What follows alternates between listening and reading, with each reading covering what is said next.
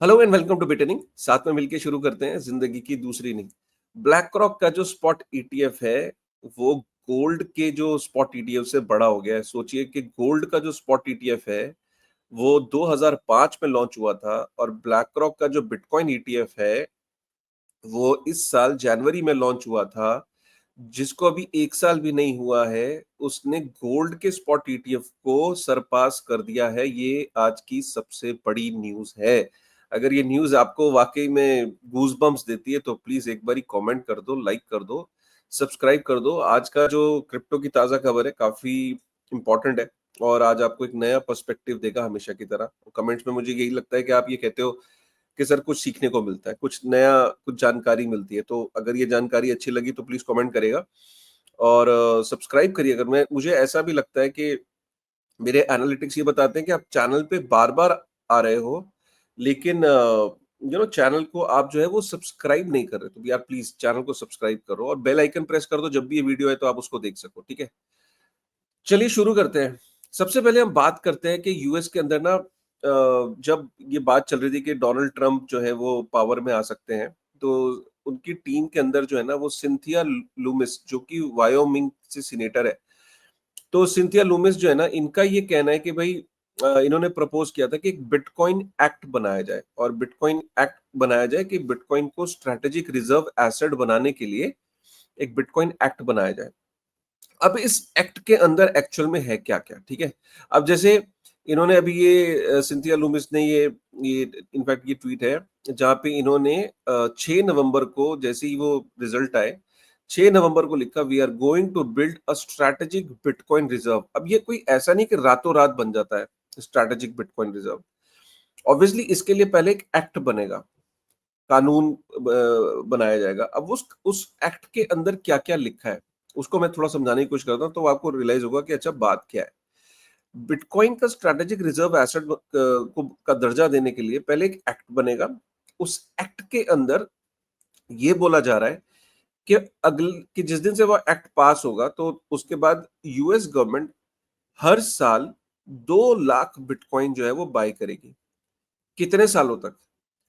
5 सालों तक। तो ईयर नंबर पहले साल 2 लाख, दूसरे साल 2 लाख, ऐसे 5 साल तक हर साल 2 लाख बिटकॉइन बाय करेगी। तो टोटल कितना हो जाएगा? 1 मिलियन बिटकॉइन यूएस गवर्नमेंट को बाय करने हैं, जिस दिन से ये एक्ट पास हो जाएगा। फिर करना क्या है? करना ये है कि जब ये 1 मिलियन बिटकॉइन बाय कर लेगी यूएस गवर्नमेंट, तो उसके बाद यूएस गवर्नमेंट को ये 1 मिलियन बिटकॉइन जो है अगले 20 साल तक छूने नहीं है, टच नहीं करना है। क्लियर हो गया? और 20 साल तक कोई भी यूएस का प्रेसिडेंट आ जाए, कोई भी कुछ हो जाए, इसको टच नहीं कर सकता। 20 साल तक लॉक्ड है, चाहे कोई नया प्रेसिडेंट आ जाए फ्यूचर में। एक बारी जब ये 20 साल तक ये लॉक हो गया, उसके बाद डिसाइड होगा 20 साल के बाद कि अब क्या करना है। अब आप सोच सकते हो कि 20 साल तक 1 मिलियन बिटकॉइन अगर होल्ड किए जाते हैं, तो सोच सकते हो कि वो देश के पास कितना ज़्यादा रिसोर्सेज़ होंगे, कितना ज़्यादा उसके पास फंड्स होंगे, कितना बड़ा उसके पास एसेट होगा। कि हो सकता है कि 20 साल बाद, तभी तो डोनाल्ड ट्रंप ने एक मीटिंग के अंदर ये बोला कि हो सकता है कि वो अपना जो है ना जो 35 ट्रिलियन का जो डेट है उसी को पे ऑफ कर देगा। आप खुद सोचो ना, 1 मिलियन बिटकॉइन को अगर 20 साल तक यूएस गवर्नमेंट होल्ड करती है तो क्या होगा? और उसके बाद भी सारा आप टच नहीं कर सकते, कुछ परसेंटेज 5%, 10% के रेंज में आप टच कर सकते हो। अच्छा, ये 2 लाख बिटकॉइन जो हैं, ये धीरे-धीरे बाय करने हैं, एक्सचेंजेस से बाय नहीं करने, ओटीसी से बाय करना है, ठीक है? तो एक तो ये है और ये भी उसके एक्ट के अंदर है कि 20 साल बाद भी आप उसको किस लिए यूज़ कर सकते हो, मतलब उस पैसे को, ये नहीं कि आपने इलेक्शन कैंपेन में यूज़ कर लिया, अपने खर्चों में यूज़ कर लिया। आप यूएस के डेट को या यूएस को स्ट्रॉन्ग बनाने के लिए जो चीज़ है, उसी में आप यूज़ कर सकते हो, तो वो भी उसमें बताया गया है। अगर ये एक्ट पास हो गया सिंथिया लूमिस का, तो आप सोचिए जिस दिन ये अनाउंसमेंट आ गई, मैं तो कहता हूँ जिस दिन ये प्रेजेंट भी हो गया ना बिटकॉइन एक्ट जो है, कि बिटकॉइन को स्ट्रेटेजिक रिजर्व एसेट बनाने का, तो उस दिन आप सोच सकते हो पूरी दुनिया में एक सिग्नल जाएगा कि यार अगर बिटकॉइन यूएस गवर्नमेंट उसको स्ट्रेटेजिक रिजर्व एसेट बना रही है, तो हमें भी अब कुछ एक्शन लेना चाहिए। खबर वायरल हो जाएगी और पूरी दुनिया की जो सेंट्रल बैंक्स हैं, गवर्नमेंट्स हैं, वो इस पे कहीं ना कहीं एक्शन लेंगे कि यार इससे पहले कि अब यूएस अब बाय करना शुरू करेगा तो इसका प्राइस पता नहीं कहाँ से कहाँ जाएगा, हमें भी चलो इसको कुछ एक्ट बना के, तो पूरी दुनिया में एक होड़ मच जाएगी।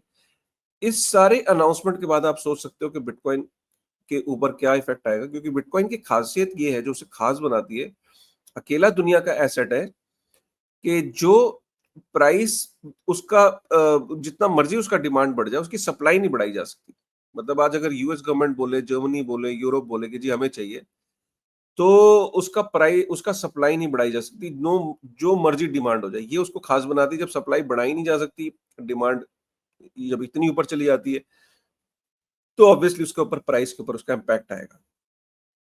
तो ये है बिटकॉइन का स्ट्रेटेजिक रिजर्व एसेट का जो चीज है। अब आप देख सकते हो कि ब्लैक रॉक का ईटीएफ पे आ जाओ। हिस्टोरिक डेटा 7 नवंबर आप देख सकते हो 1.3 बिलियन यूएस डॉलर जो है वो अभी तक का हाईएस्ट, जब से ईटीएफ लॉन्च हुए हैं।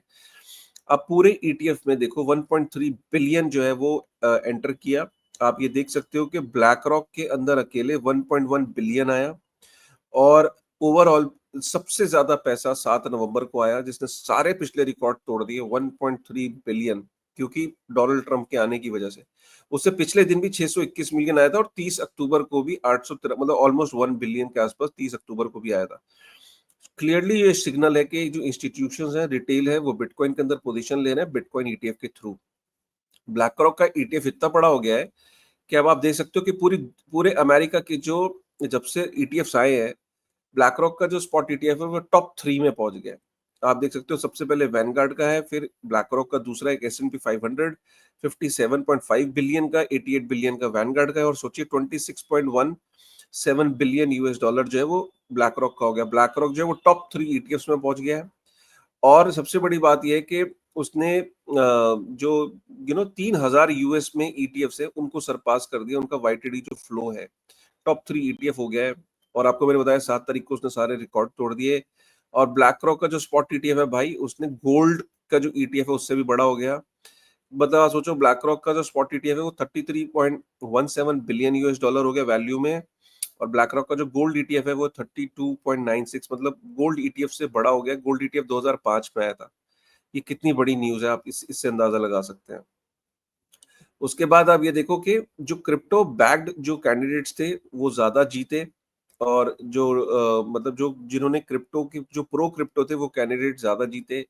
प्रो क्रिप्टो कैंडिडेट्स के पीछे जो कंपनीज थी कॉइन बेस और जेमिनाई, जिन्होंने सपोर्ट किया था, उन्होंने भी यहाँ पे क्या था, crypto currency political action committees PACs बनी थी। उन्होंने जिन कैंडिडेट्स को बैक किया था वो कैंडिडेट्स काफी जीते हैं। तो इसका गोइंग फॉरवर्ड भी अब जिनको क्रिप्टो कंपनीज बैक करेगी वो कैंडिडेट जीतेंगे, ये कहने का मतलब है। जैक डॉर्से जो है अब उसकी भी हिम्मत खुल गई, जो ट्विटर का जो फाउंडर रह चुका है, उसने ये बोला है कि वो बिटकॉइन को माइन करेगा, राइट। तो बिटकॉइन माइनिंग में जैक डॉर्से इज एंटरिंग, जो ट्विटर का पहले फाउंडर होता था। एक बुरी खबर ये है कि जैसे जैसे ये इंडस्ट्री बढ़ रही है, थ्रेड्स भी बढ़ रहे हैं। वंडरफाई का जो सीईओ है वो किडनैप हो गया था कनाडा में, और भरे बाजार में बंदूक के उस पे, तो उसको गाड़ी में धकेला गया, और 1 मिलियन यूएस डॉलर जो है वो किडनैपर्स ने लिया। तो ये बुरी खबर है, कनाडा जैसे देशों से ये खबर आ रही है कि जहाँ पे इस तरह का रैंसम मांगा गया। ये वंडरफाई का सीईओ है। तो या this is like crazy news, वो भी कनाडा से। और गूगल पे जो है वो सर्च बढ़ रही है। गूगल पे आप देख सकते हो कि जो इंटरेस्ट था वो ऐसे ही चल रहा था, कुछ ज्यादा खास इंटरेस्ट नहीं था। जैसे ही अब बिटकॉइन ने ऑल टाइम हाई बनाया तो बिटकॉइन की जो सर्च है वो बढ़ने लगी। आप ये देख सकते हो, और ये क्लियर सिग्नल होता है, जब ये सर्च बढ़ती है तो वो बुल मार्केट का सिग्नल भी होता है, और ये भी बताता है कि अब बहुत सारा रिटेल जो है वो बॉर्डर पे खड़ा है एंटर करने के लिए और सर्च कर रहा है। तो ये थी कुछ खबरें। आई एम श्योर कि बड़ी बुलिश खबरें थी, और ये खबरें आपको पसंद आई होगी। अगर ये खबर पसंद आई तो प्लीज एक बार लाइक करेगा, सब्सक्राइब करेगा। चैनल पे पहली बार आए तो प्लीज यार, और मेरे एनालिटिक्स ये बताते हैं कि आप रेगुलर देख रहे हो लेकिन सब्सक्राइब नहीं कर रहे, तो प्लीज यार एक बार चैनल को सब्सक्राइब कर लेना यार, ठीक है। चलिए with this thought, thank you very much.